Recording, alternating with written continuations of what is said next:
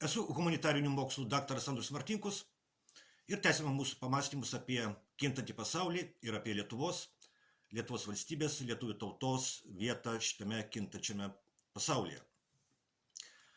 Vasario mėnuo yra turtingas įvykių, suvaidinusių labai svarbų vaidmenį Lietuvos istorijoje, o kai kurie iš jų tebevyksta ir šiandien.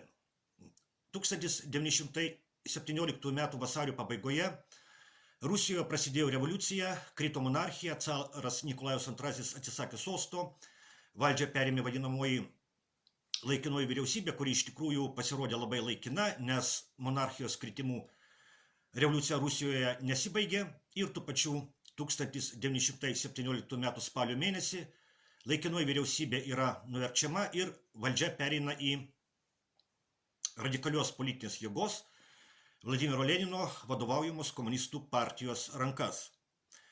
Revoliucija Rusijoje vyksta tuo metu, kai dar tęsiasi Pirmasis pasaulinis karas, o Rusija buvo viena pagrindinių šio karo dalyvių. Ir Rusija tapo pirmąją monarchiją tarp tų, kurios žlugo Pirmojo pasaulinio karo gaisre. 1918 metais krito dar 3 monarchijos, kurios dalyvavo šitame kare. Tai Vokietijos imperija, Austrijos-Vengrijos imperija ir Osmanų imperija, dabartinė Turkija. Europos imperijų žlugimas sudarė prielaidą susikurti naujoms valstybėms. Žemėlapyje atsirado Lenkija, Lietuva, Latvija, Estija, Suomija, Austrija, Vengrija, Čekoslovakija, Jugoslavija. Lietuva nepriklausomybę paskelbė 1918 m. vasario 16 d. Po kelių dienų, ateinantį pirmadienį, iš aukštų tribūnų buvo sakomos iškilmingos kalbos, gal ir iš balkonėlio bus kas nors sakoma. Ir aišku, kad bus kalbama ne tik apie Lietuvą, šalia Lietuvos vėliavų stovės Ukrainos vėliavos, ir bus kalbama apie Ukrainą, kuri yra gėris, ir apie Rusiją, kuri yra blogis. Vasario mėnesį minėsime 2 įvykius, kurių pasekmė yra dabar vykstanti karo Ukrainoje tragedija. 2014 m. vasario 22 d., beje, tai mano gimimo diena, Ukrainoje įvyko valstybės perversmas, kurį aktyviai ir atvirai, kišdamiesi į Ukrainos vidaus reikalus, palaikė vakarai, taip pat ir Lietuvos valdžia. Maidano perversmo šalininkai šitą perversmą išdidžiai vadina revoliucija. Maidano revoliucija arba dar juokingiau orumo revoliucija. Na, tikra revoliucija yra santvarkos pakeitimas. Pavyzdžiui, Rusijos revoliucijos metu pradžioje buvo nuversta monarchija, o po to komunistai bolševikai užsimojo pakeisti patį kapitalizmą. Pačią kapitalistinę santvarką. Ukrainoje nieko panašaus nebuvo. Kai buvo kapitalizmas, taip ir liko. Kai buvo oligarchai, taip ir liko. Kai buvo korupcija, taip ir liko. Tai kas pasikeitė Ukrainoje po Maidano perversmo? O pasikeitė santykis tarp vakarų ir rytų Ukrainos užsienio ir vidaus politikoje. Iki Maidano perversmo Ukrainos užsienio politika buvo balansavimas tarp rytų, tai yra Rusijos, ir vakarų. O Ukrainos vidaus politika buvo balansavimas tarp provakarietiškos ir prorusiškos visuomenės dalių. Nes Ukraina buvo pusiau provakarietiška ir pusiau prorusiška. Po Maidano perversmo Ukrainos režimo vidaus politika tapo prievarta prorusiškos visuomenės dalies atžvilgių. O Ukrainos režimo užsienio politika tapo radikaliai rusofobinė, nukreipta ne į kompromiso su Rusija siekį, o į konfliktą su Rusija. Plataus masto karas Ukrainoje, kuris dėja tęsiasi ir šiandien, prasidėjo taip pat vasario mėnesį. 2022 m. vasario 24 d. Rusija pradėjo tai, ką jį vadina specialia karinė operacija. Tačiau aišku, kad tai, kas vyksta, yra tiesiog karas. Nors ir kariaujamas gana savotiškai, ypač kalbant apie Rusiją. Bet tai yra tikras karas, negana to, tai yra didžiausias karas Europoje, o ko gero ir visame pasaulyje, po antrojo pasaulinio karo pabaigos. Ir taip yra todėl, kad karas Ukrainoje iš tikrųjų yra dabar vykstančio pasaulinio karo dalis. Nes Ukrainoje vakarų globalistai savo pinigais ir ginklais, bet ukrainiečių rankomis ir krauju kariauja su Rusija. Lietuvos režimas labai aktyviai dalyvauja šitame kare vakarų globalistų pusėje. Todėl Lietuvoje šalia Lietuvos vėliavų kabinamos Ukrainos vėliavos. Todėl Lietuvos prezidentas bučiavo Ukrainos vėliavą ir sakė, kad bučiuoja Ukrainos karių kraują. Pasaulinių karų istorija mus moko, kad jų rezultatas gali būti labai netikėtas. Pirmojo pasaulinio karo pradžioje vargu ar kas nors galėjo įsivaizduoti, kad karas sugriaus net 4 imperijas. O Lietuvoje pirmojo pasaulinio karo pradžioje vargu ar kas rimtai svarstė galimybę, kad karo pabaigoje Lietuva paskelbs apie savo valstybingumo atkūrimą. Lietuvai gyveno ir Rusijoje, didžiojoje Lietuvoje, ir Vokietijoje, mažojoje Lietuvoje. Lietuviai tarnavo ir Rusijos, ir Vokietijos kariuomenėse. Rusija ir Vokietija kariavo tarpusavyje.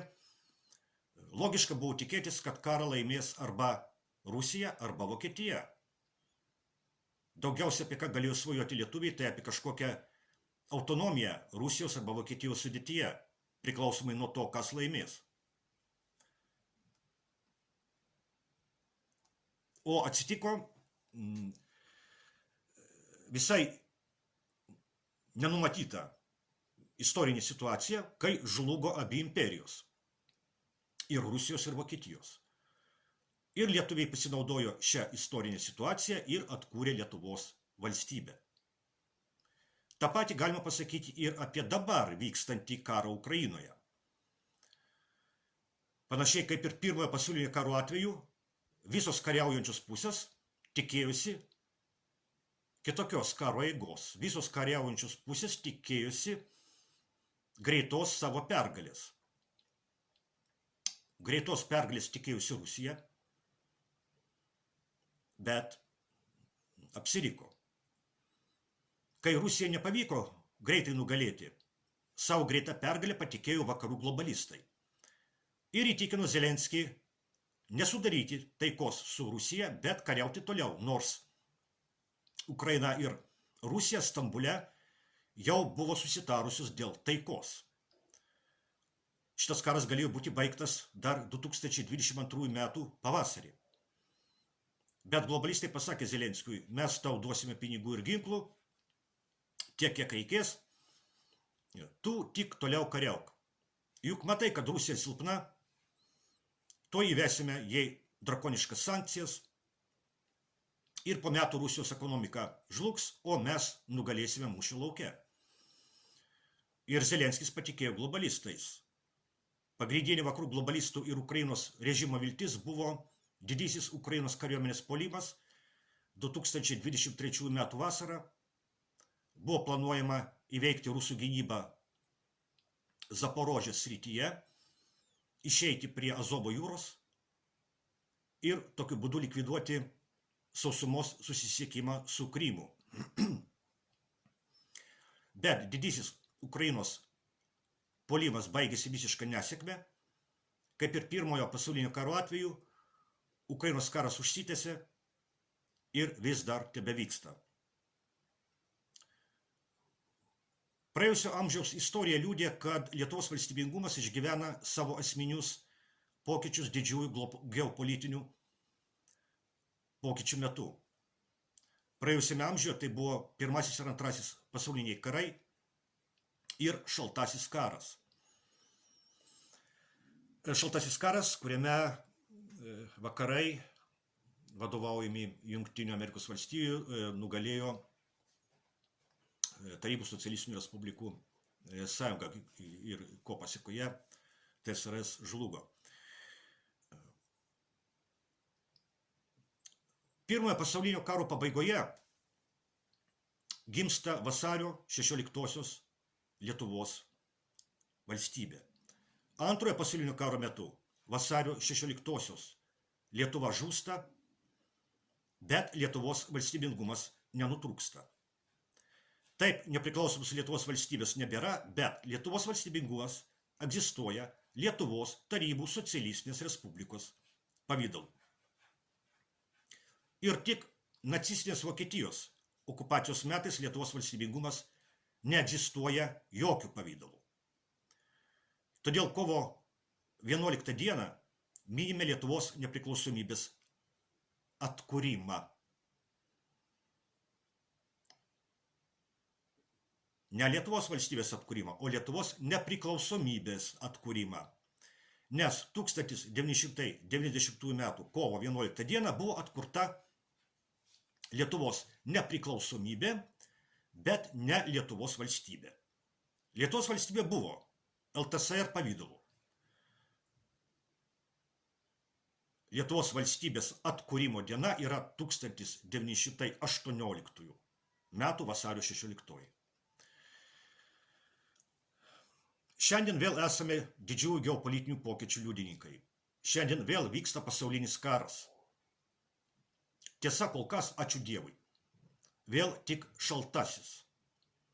Kol kas vakarų globalistai kariauja su Rusija netiesiogiai, o per tarpininką, per Ukrainą ir Ukrainoje. Jei prasidėtų tiesioginis karštasis karas tarp vakarų ir Rusijos, beveik neabejotina, kad būtų panaudotas branduolinis ginklas.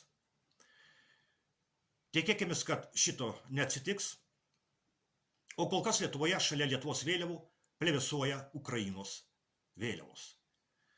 Nes kol kas Lietuvoje yra politinis režimas, kuris atrodo žiūri į Lietuvos valstybę ir Lietuvos žmonės panašiai, kaip Ukrainos režimas žiūri į Ukrainos valstybę ir Ukrainos žmonės.